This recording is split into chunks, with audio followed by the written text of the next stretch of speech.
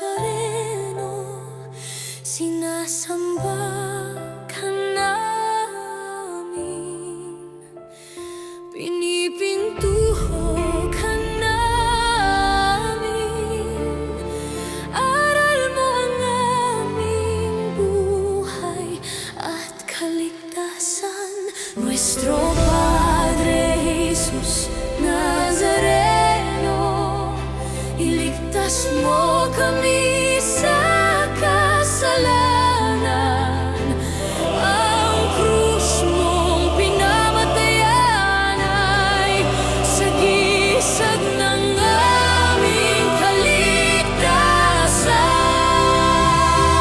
Nuestro Padre Jesus Nazareno, dinaranggal ka namin. Nuestro Padre Jesus Nazareno, niluluwalhati ka namin.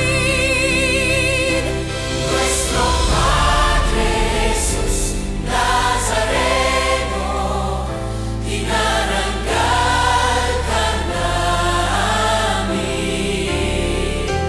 Nuestro Padre Jesus Nazareno, niluluwalhati ka namin. Nuestro Padre Jesus Nazareno, sinasamba ka namin, pinipintuho ka namin, aral mo ang aming buhay at kaligtasan. Nuestro Padre Jesus Nazareno, iligtas mo kami sa kasalanan. Ang krus mong pinamatayan ay sagisag ng aming kaligtasan. Nuestro Padre Jesus Nazareno, dinaranggal ka namin. Nuestro Padre Jesus Nazareno, niluluwalhati ka namin. Nuestro Padre Jesus Nazareno, dinaranggal ka namin. Nuestro Padre Jesus Nazareno, niluluwalhati ka namin.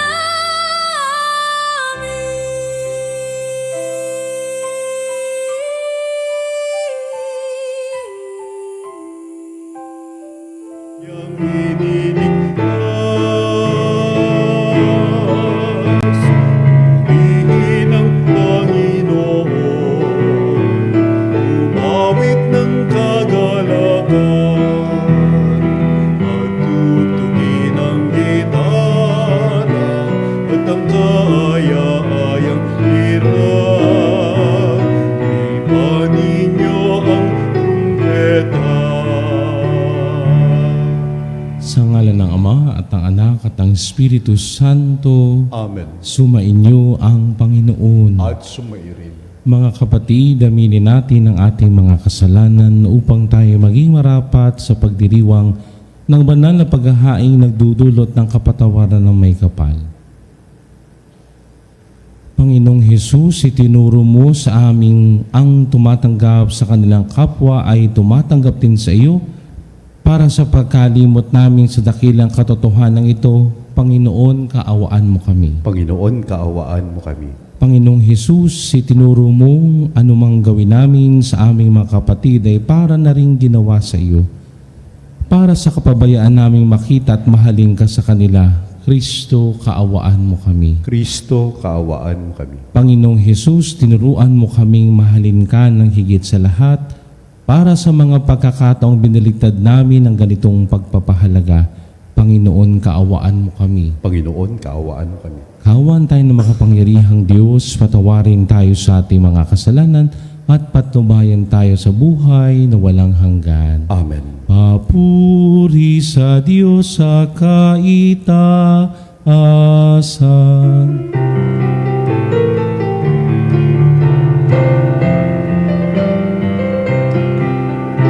Luwalhati sa Diyos sa kaitaasan, kaloob sa lupa ay kapayapaan. Pinupuri ka't ipinagdarangal, sinasamba ka dahil sa dakila mong kalwalhatian.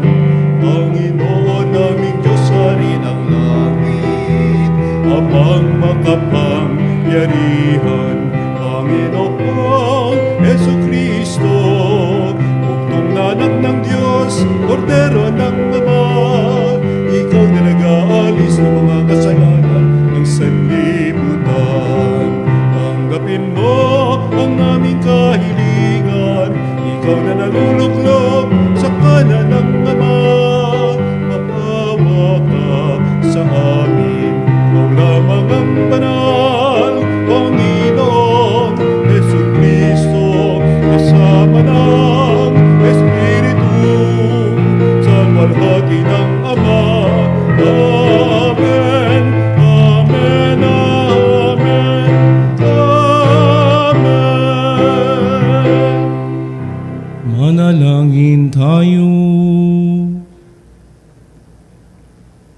Ama naming makapangyarihan, kaming iyong mga kinupkup ay nilobong maging mga anak sa liwanag mong kaloob.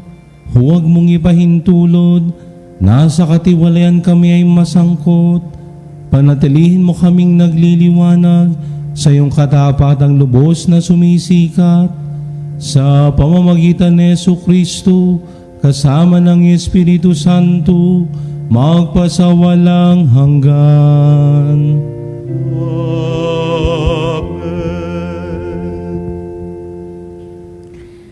Pagbasa mula sa ikalawang aklat ng mga hari.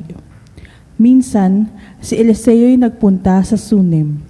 May isang mayamang babae roon at siya'y inanyayahang kumain sa kanila. Mula noon, doon siya kumakain tuwing pupunta sa lugar na iyon.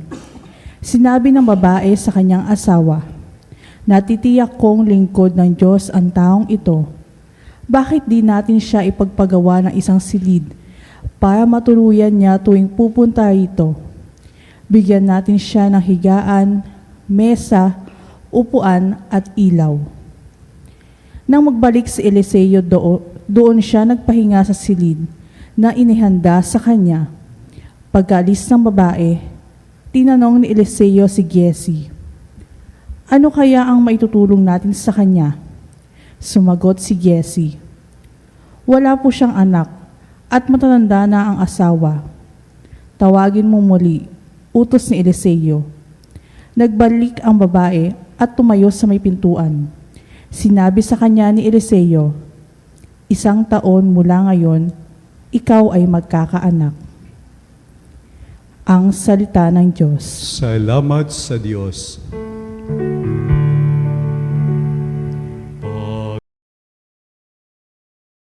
Pag-ibig mong walang aliw ay lagi kong sasambitin. Pag-ibig mong walang aliw ay lagi kong sasambitin. Pag-ibig mo, poon, na di nagmamaliw, ang sa tuwi-tuwi na'y aking aawitin. Ang katapatan mo'y laging sasambitin, yaong pag-ibig mo'y walang katapusan. Sintatag ng langit ang iyong katapatan. Pag-ibig mong walang aliw ay lagi kong sasambitin. Mapalad ang taong sa iyo'y sumasamba, sa pagsamba niya'y inaawitan ka, at sa pag-ibig mo'y namumuhay sila. Sa buong maghapon, ikaw ay pinupuri. Ang katarungan mo'y siya'y sinasabi. Pag-ibig mong walang aliw ay lagi kong sasambitin. Ang tagumpay namin ay iyong kaloob, dahilan sa iyong kagandahang loob, pagkat pinili mo iyong hari namin, kaloob mo ito, banal ng Israel. Pag-ibig mong walang aliw ay lagi kong sasambitin. Pag-ibig mong walang aliw ay lagi kong sasambitin.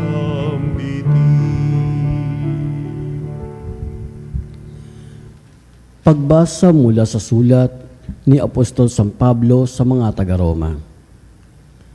Mga kapatid, hindi ba ninyo nalalaman na tayong lahat na nabinyagan kay Kristo Jesus ay nabinyagan sa kanyang kamatayan?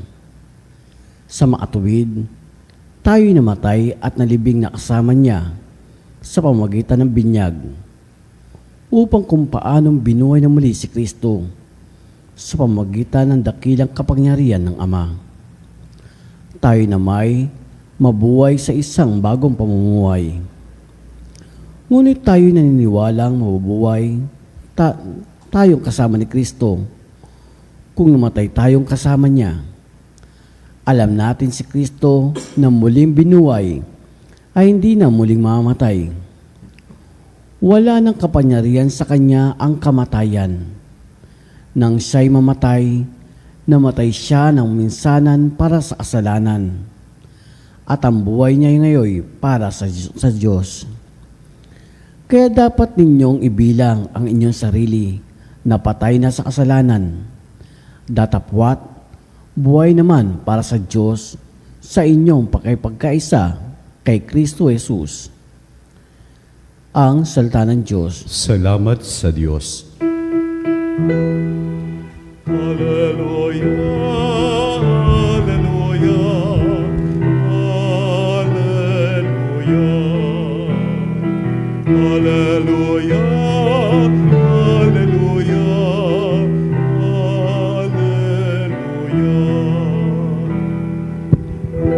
Ikaw, Kristo, ang humirang upang kami maging bayan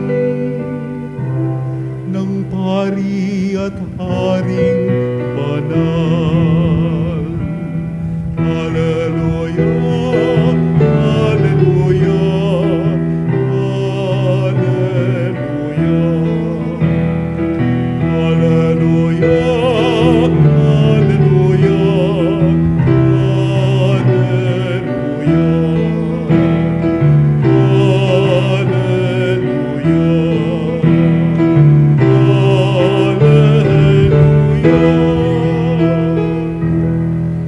Sumainyo ang Panginoon. at sumairin. Ang mabuting balita ng Panginoon ayon kay San Mateo. Papuri sa iyo, Panginoon.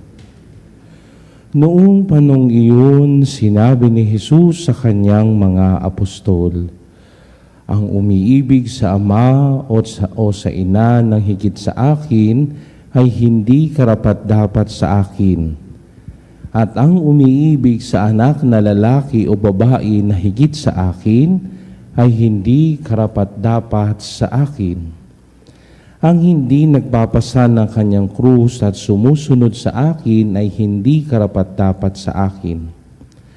Ang nag-iingat ng kanyang buhay ay siyang mawawalan nito.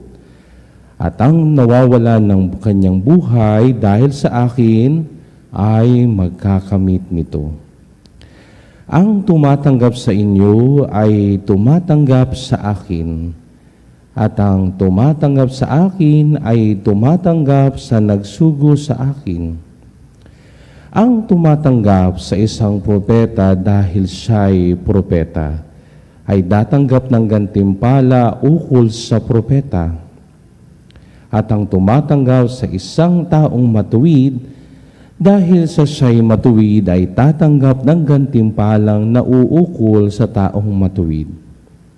Ang sino mang magbigay ng kahit isang basong tubig na malamig sa isa sa malilit na ito dahil sa ito'y alagad ko, tinitiyak ko sa inyong tatanggap siya ng gantimpala.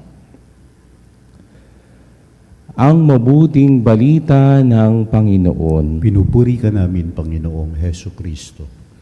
Magandang umaga po sa inyong lahat. Hindi maiiwasan sa isang mga handaan, no? Lalo't higit sa mga piyesta na may mga imbitadong mga tao. At isa sa naiimbitahan ay sino? Si Pader. No? Pansinin niyo iyan, lalo sa mga pistahan, iniimbita nila si Pader. At, di ba, pag halimbawa, yung may papiging o yung may pahanda, no? Pag magsisimulang kumain, anong sasabihin nila? Unahin ninyo si Pader. Tapos yung pinakamagandang mesa kanino? Kay Pader. No? May nakuha ng pagkain si Pader, hainan pa yan. Sasabihin ng mga nakapaldas ng mga ipahanda, ibigay mo yan sa pare. Ibigay mo kay Pader. No? Kung ang panghimagas ng iba ay saging, kay Pader, ubi at leche flan. Kapag ang ibang walang doon ay adobo, kay Pader, lechon. No? Kaya tinan niyo kami mga pari, saksakan ng laki, no? Ay dahil sabi nga pinapakain kami di ba ga? Sabi ko ako nagninilay nito, bakit kaya ganun ang mga Pilipino pagdating sa mga pari? Hindi lang mga pari, kahit mga madre, unahin mo na sina sister, no? O ibang mga seminarista, unahin sina brother. Bakit kaya? Ito ang sinasabi ng banal na kasulatan. Ang tumatanggap sa inyo ay tumatanggap sa akin. At ang tumatanggap sa akin ay tumatanggap sa nagsugo sa akin. Pinakikita dito ng isang Pilipino ang kanyang pagiging magiliw, no? O mapagpatuloy. Lalo't higit kapag alam niya na ang naimbitahan niyang tao ay mga quote-unquote tinawag sa paglilingkod ng Diyos. So pagkat ang mabuting balita ay tumutungkol sa mga tagubilin ni Jesus sa kanyang mga alagad na gustong sumunod sa Kanya. Kabilin-bilinan niya, kapag mas mahal mo ang nanay mo at tatay mo, hindi ka pwedeng sumunod sa akin. Kapag umiibig ka sa anak mong lalaki o babae na higit sa akin, hindi ka pwede. At kapag hindi ka magpapasan ng iyong krus, ay hindi ka pwedeng sumunod sa akin. Dito'y sinasabi ng Panginoong Jesus ang total self-oblation sa Kanya. Yung buong-buong pagbibigay sa Kanya. At kaalingsabay ng buong pagbibigay ng sarili sa Diyos. Kasabay din ito ang pag-aalaga ng Diyos sa mga tinawag niya. Na ang sino man na tumanggap sa mga taong ito na nagmimithi na sumunod sa akin, ay makakatanggap ng karampatang biyaya. Pero hindi lang yan ang isang istorya noon. Pinapakitidan dito ng Panginoong Hesus na kapag tayo'y gagawa ng isang bagay na mabuti, huwag na tayong maghihintay ng kapalit.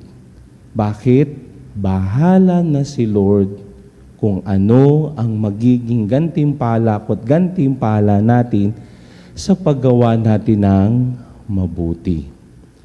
Narinig natin ang kwento ng unang pagbasa sa Aklat ng Mga Hari, ang kwento ni Eliseo at ang mag-asawang mayaman sa Sumen. Na lagi-lagi itong si Eliseo ay nasa Sumen. At siya'y laging pinakakain doon ng isang mag-asawang mayaman. At napag-isip nitong ng mayamang mag-asawa nito, aba, ipagpatayo kaya natin siya ng silid. Bakit? Ay kasi lagi siyang nandito. At pinagpagawa nila ng silid. Walang sinasabi ang mag-asawang ito. Basta ginawa nila to kasi alam nila propeta ang kasama nila. At nung naparoon na si Eliseo, no, tinawag niya ang kanyang alipin, si Giesi. Sabi niya, napakabait itong mag-asawang ito. Ano ang pwede nating maibalik para sa kanila? Anong sabi nung alipin? Wala silang anak. Alam naman natin sa kultura ng mga Hudyo, kapag ikaw ay walang anak, yan ay isang sumpa. Kaya, no, pinatawag ni Eliseo yung babae at ang sabi, pagkalipas ng 1 taon, magkakaroon ka na ng anak. At natupad yun. Ginawa ng mag-asawang ito ang nararapat. Patuloyin ang isang lingkod ng Diyos. Subalit hindi sila naghantay ng anong magiging gantimpala sa kanila. Kung ano ang ibigay ng Diyos sa kanila, yun. No? Pero ang mahalaga sa dalawang ito, nakapaglingkod kami, nabigyan namin ng matutuluyan ang propeta ng Diyos. Dito ipinapakita sa unang pagbasa na ang Panginoon ay hindi nakakalimot sa mga kabutihang ginagawa ng mga tao sa Kanya. Hindi nakakalimot ang Diyos. At gagawa siya ng paraan upang gantimpalaan tayo ng Diyos sa ating mga ginagawang kabutihan. Sa ikalawang pagbasa, narinig natin mula sa sulat ni Apostol San Pablo sa mga taga-Roma ang tungkol sa kamatayan natin sa kasalanan. Sinasabi ni San Pablo sa ating ikalawang pagbasa, oo, tayo ay namatay sa kasalanan. Subalit sinugo ng Diyos si Jesus upang ako at tayo ay maligtas. Nang sino mang nakikiisa sa kamatayan ni Jesus, ay makakaisa din niya sa kanyang muling pagkabuhay. Anong sinasabi nito ni San Pablo sa ating kalawang pagbasa? Simple lang, no? Na ang Diyos, una't higit sa lahat, ang nagpatuloy sa atin, naging magiliw sa atin. Bakit? Bagamat tayo'y makasalanan, minahal, tinanggap, at kinakalinga niya tayo. Na huwag tayo hindi karapat-dapat sa kanyang pag-ibig, handyan pa rin siya, no? Nakasubaybay, nakaalalay sa atin. At siya'y humahamon sa bawat isa na talikdan ang kasalanan at sumunod sa yapak ni Jesus. Ganyang kabuti ang Diyos, no? Kahit na tayo paulit-ulit na nadadapa sa kasalanan, paulit-ulit niyang sinasabi, anak tayo. Bakit? May kaligtasang naghihintay sa atin. At sa ating mabuting balita, ako at tayo ay pinapaalalahanan na sa paggawa natin ng mabuti, sa aking pagiging magiliw, sa aking pagsunod kay Jesus, no? Hindi na ako maghihintay ng kapalit. Sapat na siya. At sa aking pagsunod sa Kanya, isa puso ko't isa isip ko, hindi ako pababayaan ng Diyos. Siya ang tumawag sa akin, siya ang bahala sa akin. O ako'y tinawag niya, tanggalin ko ng pagiging sigurista ko. Bakit? Bahala si Lord sa akin. At kung anuman ang magandang gawin sa akin at gawin sa atin, ginagawa yan hindi dahil kailangan ko, kundi ginagawa niya ng tao sapagkat ito ang kanilang pamamaraan ng kanilang paglilingkod sa Diyos. Ito ang kanilang pamamaraan kung papaano sila makakatulong sa paghahari ng Diyos.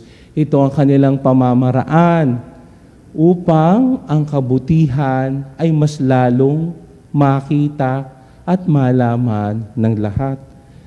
Sapagkat sa bandang dulo ng ating mabuting balita ay sinabi, at ang sino mang magbigay ng kahit isang basong tubig na malamig sa isa sa maliliit na ito, dahil ito'y alagad ko, tinitiyak ko sa inyong tatanggap siya ng gantimpala. Napakagandang paalaala. Ano ang paalaalang iyon? Kapag gumawa tayo ng mabuti, hayaan na lang natin ang Diyos ang magsukli sa atin. Na kapag ako ay gagawa ng mabuti, gagawin ko to alang-alang sa Diyos. At sa paggawa ko ng mabuti, aalalahanin kong palagi na ang Diyos ay may mga piniling mga tagapaglingkod niya. At nararapat lamang na gawan sila ng kabutihan ng pagtanggap sapagkat sila ay pinili at sinugo niya upang ipangaral ang mabuting balita. Hari nawa sa pagpapatuloy ng ating banal na misa ngayong umagang ito, basbasan tayo ng puong may kapal, bigyan tayo ng mga biyaya at grasyang kinakailangan natin. At nawa sa ating pagiging magiliw, sa ating mapagpatuloy, lagi nating tatandaan, lagi ko rin tatandaan, sa paggawa ng kabutihan, hindi na ako maghihintay ng kapalit. Sapat na ang Diyos ang siyang maggantimpala sa akin. Amen. Sumasampalataya ako Sa Diyos amang makapangyarihan sa lahat na may gawa ng langit at lupa, sumasampalataya naman ako kay Yesu Kristo, isang anak ng Diyos, Panginoon nating lahat. Nagkatawang tao siya, lalang na Espiritu Santo, ipinanganak ni Santa Maria ang Birhen, pinagpakasakit ni Poncio Pilato, ipinako sa krus, namatay, inilibing, nanaog sa kinaroroonan ng mga yumao, nang may 3 araw na buhay na mag-uli, umakyat sa langit, naluluklok sa kanan ng Diyos amang makapangyarihan sa lahat. Doon magmumulang paririto at hukom sa nangabubuhay at nangamatay na tao. Sumasampalataya naman ako sa Diyos Espiritu Santo, sa banal na simbahang Katolika, sa kasamahan ng mga banal, sa kapatawaran ng mga kasalanan, sa pagkabuhay na muli ng nangamatay na tao, at sa buhay na walang hanggan. Amen. Manalangin tayo na makasunod tayo kay Jesus. Isuko ang ating mga takot at hangarin at magtiwala sa Kanya. Buong kababaang loob tayong manalangin, Panginoon, dinggin mo kami. Panginoon, dinggin mo kami. Para sa Santo Papa, mga obispo, pari, at pinuno ng simbahan, naway sumunod sila kay Jesus na may kababaang loob at maging inspirasyon sa lahat. Manalangin tayo. Panginoon, dinggin mo kami. Para sa mga pinunong sibil, naway maglingkod sila na may integridad at malasakit, lalo na sa mahina at nangangailangan. Manalangin tayo. Panginoon, dinggin mo kami. Para sa mga inaapi, kabataang sugatan at mahihirap, naway maranasan nila ang pag-ibig at pag-aaruga ng Diyos sa pamamagitan ng kapwa. Manalangin tayo. Panginoon, dinggin mo kami. Para sa ating lahat, naway maging lakas ang ating paghihirap, katatagan ang takot, at pagtitiwala ang pag-aalinlangan habang sumunod kay Jesus. Manalangin tayo. Panginoon, dinggin mo kami. Sa ilang sandali ng katahimikan, ipanalangin natin ang kagalingan at natanging kahilingan ng ating Eucharistic Advocate.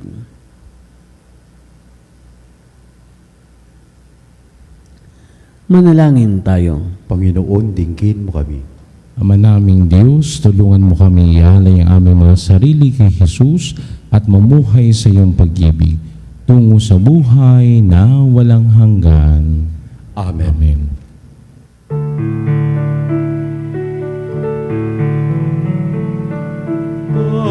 Pag-aalay namin, sana ay talugdan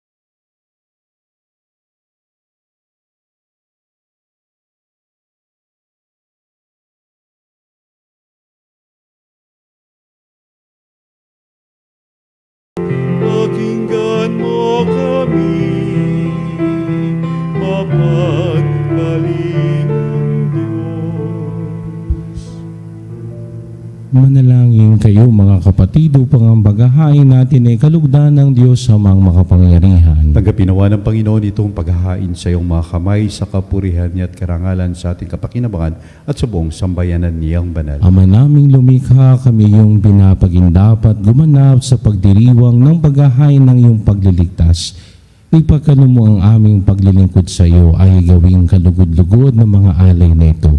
Sa pamamagitan ni Jesucristo kasama ng Espiritu Santo, magpasawalang hanggan. Amen. Sumainyo ang Panginoon. At sumayin, Itaas sa Diyos ang inyong puso at diwa. tinaas na namin sa Panginoon. Pasalamatan natin ng Panginoong ating Diyos. Marapat na siya ay pasalamatan. Ama naming makapangyarihan, tunay ngang marapat na ikaw ay aming pasalamatan sa pamamagitan ni Jesucristo na aming Panginoon. Kahit na ikaw ay pinagtaksila ng sangkatauhan, ikaw ay patuloy pa rin sa iyong pagmamahal. Ikaw na ang nagpuno sa aming pagkukulang, ikaw pa rin ang nagsugo ng tutubos sa tanan. Ang sugo mong anak ay naging di na iba sa amin, bagamat di niya tinularan ng aming pagkamasuwayin. Niloob mo ito upang iyong mamalas sa aming pagkatao. Ang giling mo anak at kami tunghayan mong may pag-ibig ng tulad ng pagtatangi mo sa Kanya ng higit sa lahat. Ang katapatan niya sa iyong walang maliw ay nagpanumbalik muli sa amin ng iyong kasiyahat ng iyong pagtingin sa aming iwinaksi nung ikaw ay aming suwayin. Kaya kaysa namang hela nagsisiawit ng papuri sa iyo nang walang humpay sa kalangitan, kami nagbubunyi sa iyong kadakilaan.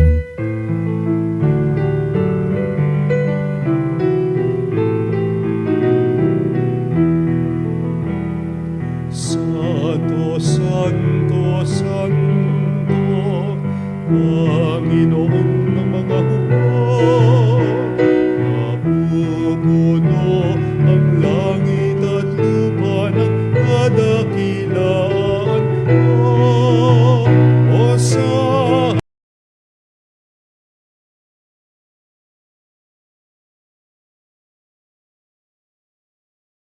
Hosanna, Hosanna, Hosanna sa kaitaasan.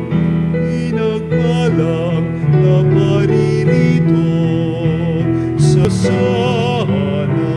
Hosanna sa kaitaasan.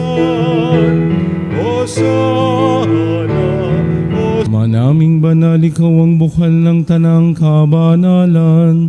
Kaya't sa pamamagitan ng iyong Espiritu, gawin mong banal ang mga kaloob na ito, upang para sa amin maging katawan at dugo ng aming Panginoong Hesu Kristo.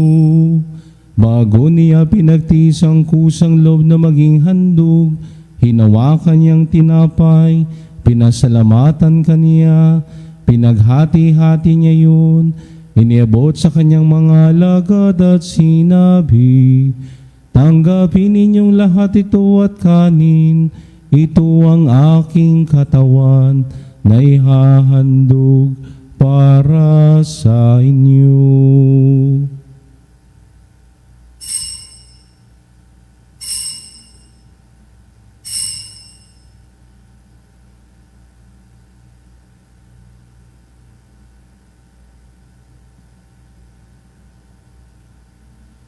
Gayon din naman ang matapos ang hapunan, hinawakan niyang kahalis, muli kanyang pinasalamatan, inibot niya ang kalis sa kanyang mga alagad at sinabi, tanggapin ninyong lahat ito at inumin, ito ang kalis ng aking dugo, ng bago at walang hanggang tipan, ang aking dugo na ibubuhos para sa inyo at para sa lahat, sa ikapagpapatawad ng mga kasalanan.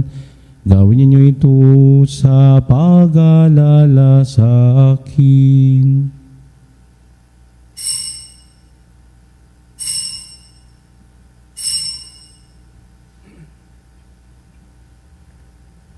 Ipagbunyi natin ang misteryo ng pananampalataya.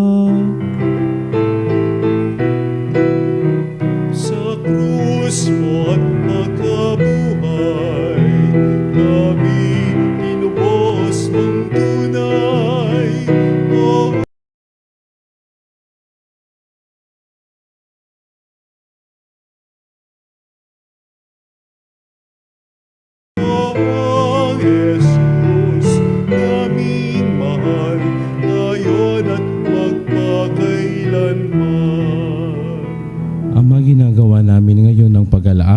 pagkamatay at maling pagkabuhay ng iyong anak, kaya tiniaalay namin sa iyo ang tinapay na nagbibigay buhay at ang kalis na nagkakalob ng kaligtasan.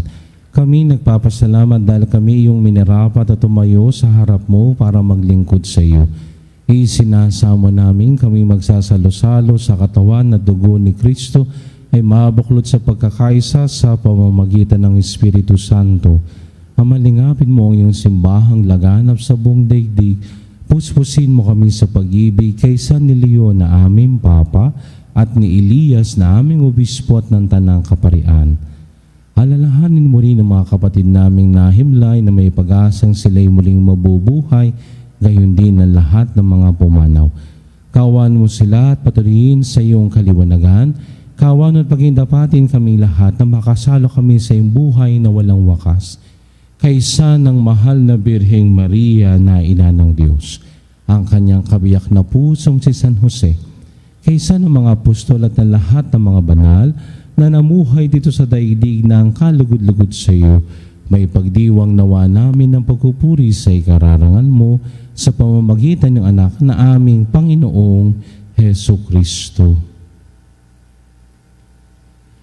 Sa pamamagitan ni Kristo, kasama niya at sa Kanya, ang lahat ng parangal at papuri ay sa iyo, Diyos Amang makapangyarihan, kasama ng Espiritu Santo, magpasawalang hanggan. Amen. Amen. Amen.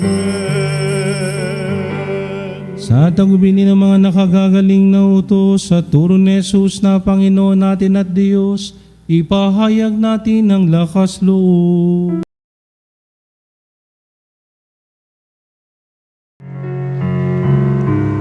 Namin, sumasalangit ka, sambahin ang ngalan mo, mapasa amin ang kaharian mo, sundin ang loob mo, dito sa lupa, para lang sa langit. Bigyan mo kami ngayon ng aming kakanin sa araw-araw. At patawarin mo kami sa aming mga kasala, para ng pagpapatawad namin sa nagkakasala sa amin. At wag mo kami ipahintulot sa tukso, at iadya mo kami sa lahat ng masama. Miyadiya sa lahat ng masama, pagkaluban ng kapayapaan araw-araw, iligtas sa kasalanan at ilayo sa lahat ng kapahamakan. Samantalang aming pinananabigan ang dakilang araw ng pagpapahayag ng tagapagligtas naming si Hesu Kristo. Sapagkat iyo ang kaharian at ang kapangyarihan at ang kapurihan magpakailanman. Amen. Panginoong Hesu Kristo, sinabi mo sa iyong mga apostol, kapayapaan ang iniiwan ko sa inyo, ang aking kapayapaan ang ibinibigay ko sa inyo. Tunghay mong aming pananampalataya at wag ang aming pagkakasala. Pagkaluban mo kami ng kapayapaan at pagkakaisa ayon sa iyong kalooban, kasama ng Espiritu Santo magpasawalang hanggan. Ang kapayapaan ng Panginoon ay laging sumainyo. At sumairin. Magbigayan tayo ng kapayapaan sa isa't isa. Kapayapaan po sa inyo lahat, mga kapanalig.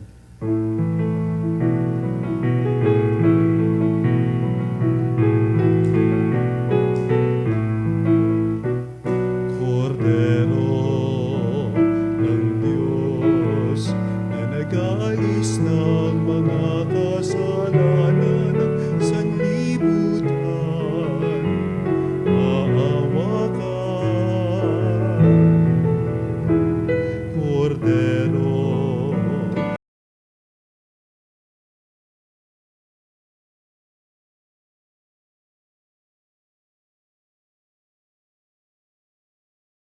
maawa ka. Kordero ng Diyos na nag-aalis ng mga kasalanan, ipagkaloob mo sa amin ang kapayapaan.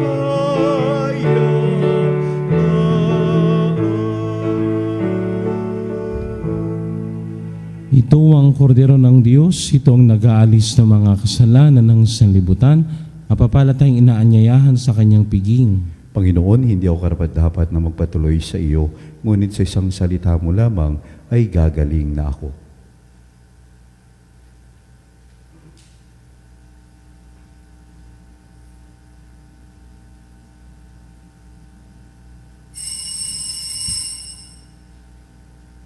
Mga kapanalig, ating dasalin ang komunyong espiritual.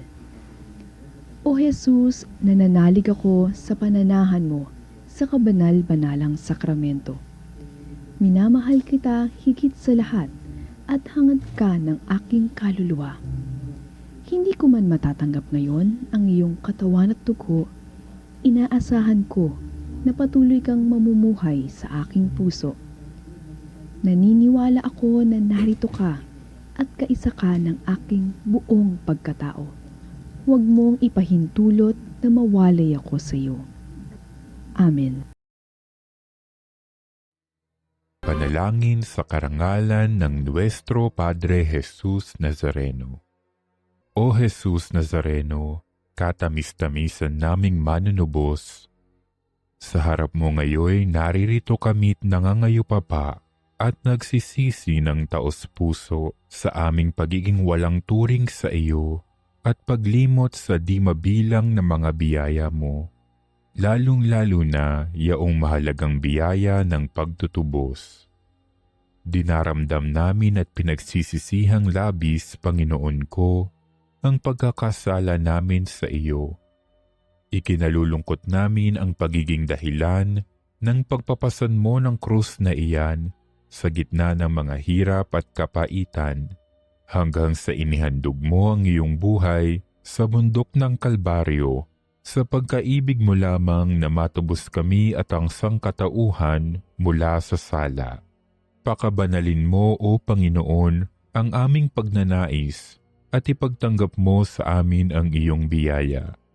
Maging tagapamagitan nawa ang iyong ina, ang kalinis-linisang Birheng Maria.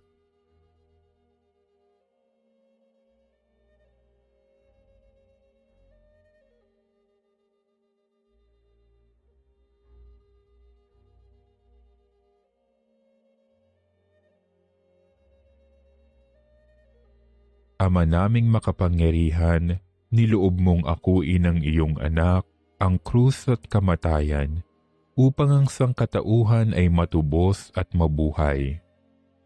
Ang pag-ako namin sa krus at kamatayan dito sa lupa, ayon sa diwa ng pagsunod sa iyong loob, na ginanap ng iyong anak, ay magpagindapat nawa naming kamtin ang lubos na katubusan at pagkabuhay sa iyong piling, sa pamamagitan ni Hesukristo, kasama ng Espiritu Santo, magpasawalang hanggan. Amen. Nuestro Padre Jesus Nazareno, Panginoon namin at Diyos, kaawaan mo kami. Angin tayo. Ama naming mapagmahal, buhayin nawa kami ng aming inihain at pinagsaluhan upang kami pinagbuklod sa pag-ibig mo kailanman ay magkaroon ng bungang lagi namin mayalay sa pamamagitan ni Jesucristo kasama ng Espiritu Santo, magpasawalang hanggan. Amen. Panalangin para sa mga may sakit. Panginoong Jesucristo, pinasan mo ang aming mga tiisin at dinala mo ang aming mga dalamhati upang iyong pakilala ang halaga ng pagtitiis at ng pangangailangan ng tao ng iyong tulong. Magiliw mong dinggin ang aming mga panalangin para sa mga minamahal namin at para sa ibang may karamdaman. Loobin mo nawang maunawaan ng mga taong labis na nahihirapan dahil sa dinaranas nilang mga sakit at karamdaman na sila'y kabilang sa iyong mga hinirang. Tulungan mong maunawaan nila na sila ay kaysa mo sa iyong mga pagtitiis para sa ikaliligtasan sa katauhan. Amen.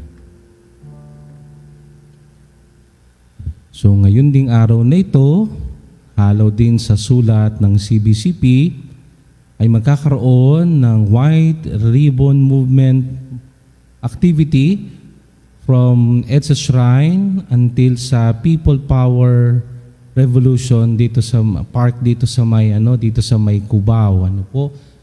So yung inaanyayahan po ang mga sasama na magsuot ng kulay puti, no? At sa mga sasama, paalaala, magdala kayo ng mga essential things kagaya ng payong kasi bigla-biglang umuulan. At magdala din ho kayo ng mga towel, no, extra damit. Napakainit po kasi niyan. At kayo magdadala ng inyong mga tubig. No? I would suggest wag na yung bottled water. Yung talagang container na talaga. No? Kasi tayo ay nasa White Ribbon movement. Pero hindi naman natin minamahal ang kalikasan. Magiging mitsa pa yan ng kadumihan. Magdala na lang tayo sa ating kani-kanyang container. At do not forget, huwag tayong magkakalat. No?